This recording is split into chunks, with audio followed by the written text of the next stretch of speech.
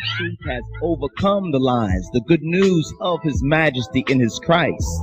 And it is vital that we raise our tribal flag, the flag of the conquering lion of the tribe of Yehuda. Okay, let's touch on this important subject. The Metaf Kiddush, the Holy Bible, speaks of four comings of Christ.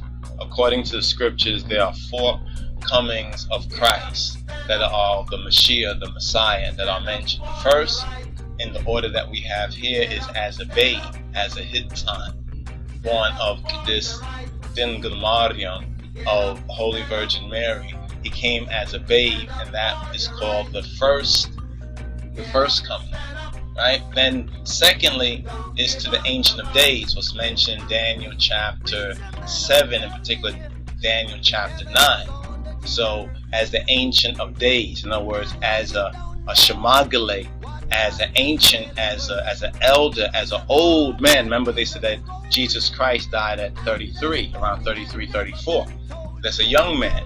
I'm sure he wasn't prematurely aged or anything like that, but that's 33, and we can look at 33-year-olds and see that basically they still most times appear pretty young. But here's specifically not just saying a mature man, but it's saying an ancient, which is Shemagale, which is an elder. Now the third coming of Christ is in glory, which is called oftentimes the second coming of Christ. And then finally, fourthly, is to restore the earth and to set up the kingdom, set up the Malkut or the Mengish, the kingdom Mengish de Samayat, the kingdom of the heavens.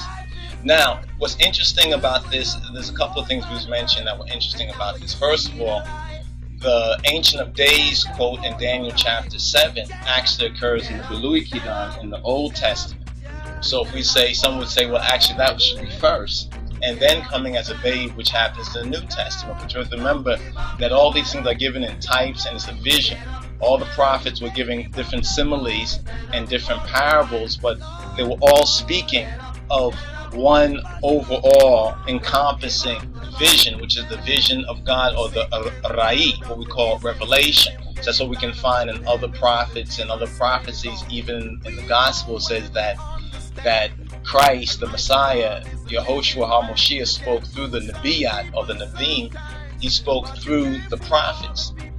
So we have the Ancient of Days spoken of as second here, but some could say first. Remember, Daniel was having a vision. He's looking forward. Now what's interesting is that connected with Daniel in Daniel chapter 7, connected with that is also the restoration of the earth and the setting up of the kingdom. It says the setting up of the kingdom would occur in the time of the 10 horns of the book of Daniel. Let's go there for a moment.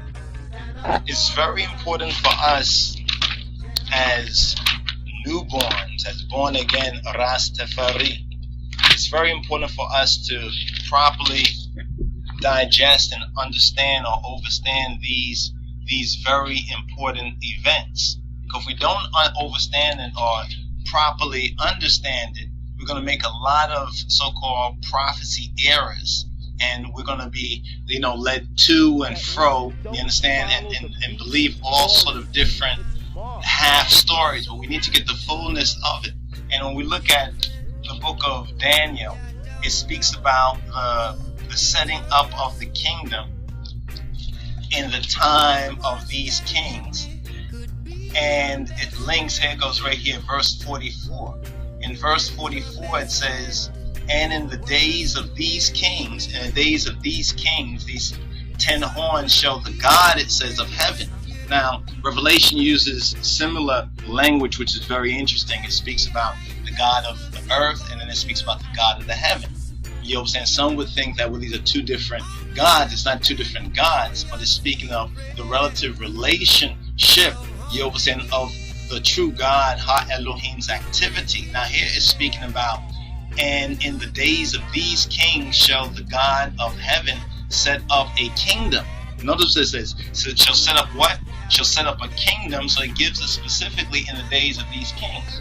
So now if we look at these four comings of Christ, and when it says restore the earth and to set up the kingdom, it really should be to set up the kingdom. And when the kingdom would be set, you understand, and we learned this kingdom would not be destroyed. So there would be anti-Christ attack on this particular kingdom. Now we're going to make this link with the King of Kings and the kingdom of David renewed in Ethiopia, that the King of Kings, Moa Anbesa Zemnegere Yehuda, the conquering line of the tribe of Judah, represent, and how that kingdom has not been destroyed, even though people in the world will tell you about the so-called socialist communist revolution of 1974 to 75. The true kingdom of the King of Kings and his Christ has not been destroyed, and was this very same kingdom that was set up in the days of these kings, speaking about those 10 kings, those 10 horns that both Daniel and Revelation and Johannes Arai speaks of, and that equals the Club of Rome. You understand, the Club of Rome, the establishment of the Club of Rome, which divided the earth into 10 different spheres, into 10 different zones. You understand? And this is what the UN and this is what the so-called New World Order and the Illuminati, secret societies are working on right now. But from those days, 1950, I think 56 or 59, roughly in the late 50s, and then we have 61, we have the OAU, some very significant events, as well as Iron Mountain Report. Those of you who haven't seen Iron Mountain Report need to check out Iron Mountain Report. You can order a very good copy that we have at the LOJSociety.org on our Doc Videos page, because you will now understand that these things were already in motion and in progress in manifestation. You know, so when we look at these four comings, we have to now see that after Christ as a babe, the next coming actually is the Ancient of Days. And we say the Ancient of Days is the King of Kings of Ethiopia. The Ancient of Days prophecy was revealed in and is revealed in and through the coming of the King of Kings, Kedamawi Haile Selassie, as well as the setting up of a kingdom, according to Daniel chapter 2, verse 44, where it says, and in the days of these kings shall the God of heaven set up a kingdom, a malkut, or a mengisht, which shall never be destroyed, which shall never be destroyed. This is why we still have faithful Rastafari to this very day, bearing witness, faithful witness of the King of Kings and his Christ, the King of Kings in and through his Christ, through Getachina Methanetachin Jesus Christos, Adonenu Yehoshua HaMoshiach. But it goes on after the colon, says, and the kingdom, notice what it says. First it says a kingdom, then it says the kingdom shall not be left to other people. The kingdom should not be left to any other people. So that kingdom of the King of Kings, that Hebraic, that Hebrew, you understand, Ethiopian, faithful and holy Ethiopian. We're not speaking about the secular Ethiopian. The secular Ethiopians became the Judas Iscariots, you understand, who sought to overthrow and rebelled against the one who raised them up. We have another prophecy in Isaiah where it speaks about Isaiah, about the children who were brought up. It was those very children, you understand, those very college so-called students who went to His Imperial Majesty's college and school, who bit the bait of the New World Order, the Illuminati, you understand, and did what Judas Iscariot did and sold the King of Kings. You understand? Sold Christ in his kingly character for those 30 pieces of silver. It's very interesting, but let's check this out. And the kingdom shall not be left to other people. So no other people. The kingdom of the King of Kings has not been left to no other people. The people that the kingdom of the King of Kings and his Christ has been left to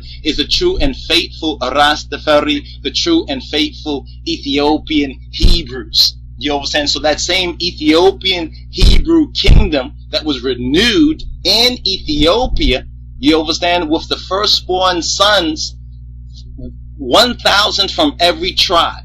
You understand? The Kipper and the Gesh bears witnesses, 1,000 from every tribe. So 12,000 returned to Ethiopia with King Solomon and the Queen of Sheba's only son, Menelik, or David, David II.